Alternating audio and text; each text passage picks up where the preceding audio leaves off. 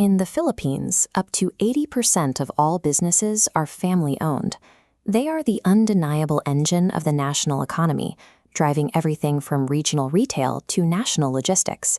But even the most successful family enterprises eventually hit a growth ceiling. Expanding to acquire competitors, build sprawling logistics networks, or enter heavy industry requires a volume of capital that family wealth alone simply cannot cover. To cross that threshold, they must seek institutional capital. We are talking about private equity funds, investment banking desks, and large-scale insurance providers, entities that deploy hundreds of millions of dollars, but do so under heavily regulated oversight environments. When these institutions audit a target company, they apply rigid underwriting standards, and what they usually find inside an informal family structure terrifies them.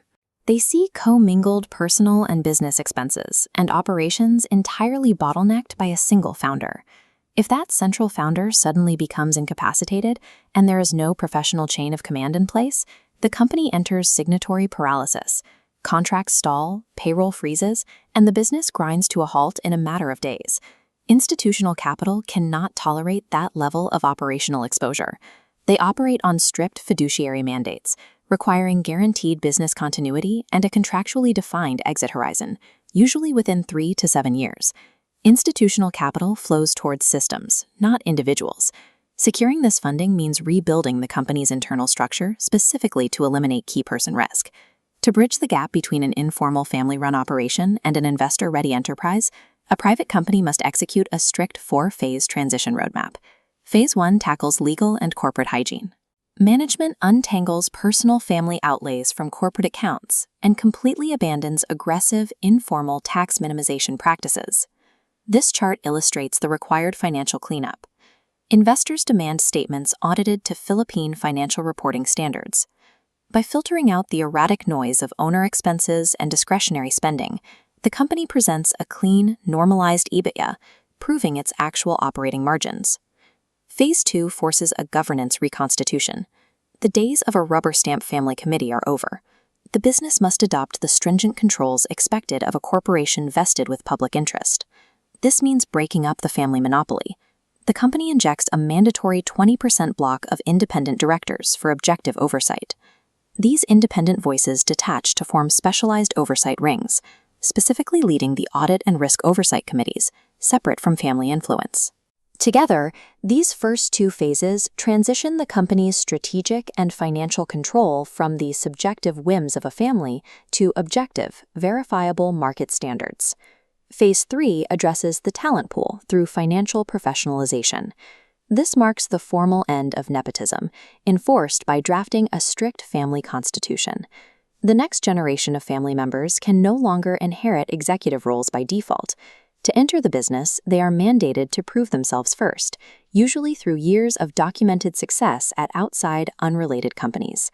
Simultaneously, the company must bring in non-family professionals to fill critical control roles. Hiring a chief risk officer or a chief compliance officer based entirely on merit is a non-negotiable requirement to satisfy sector regulators.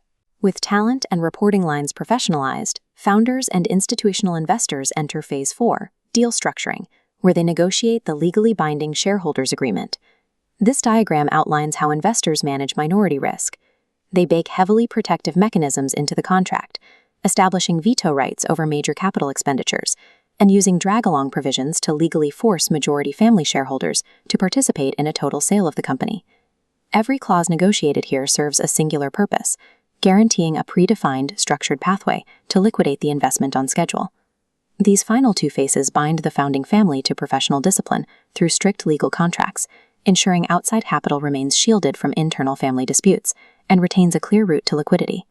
Following these 4 phases, the enterprise functions independently of the founder's physical presence or the family bloodline.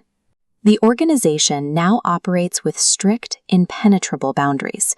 The family holds ownership, the board provides independent oversight, and professional management executes the strategy. The immediate reward for this rigorous restructuring is growth. The business unlocks the massive tranches of institutional private equity required to aggressively acquire competitors and dominate its sector. But the long-term payoff is even larger. The exact standards of institutionalization demanded by a private equity fund, serve as the precise structural blueprint required for a public market debut.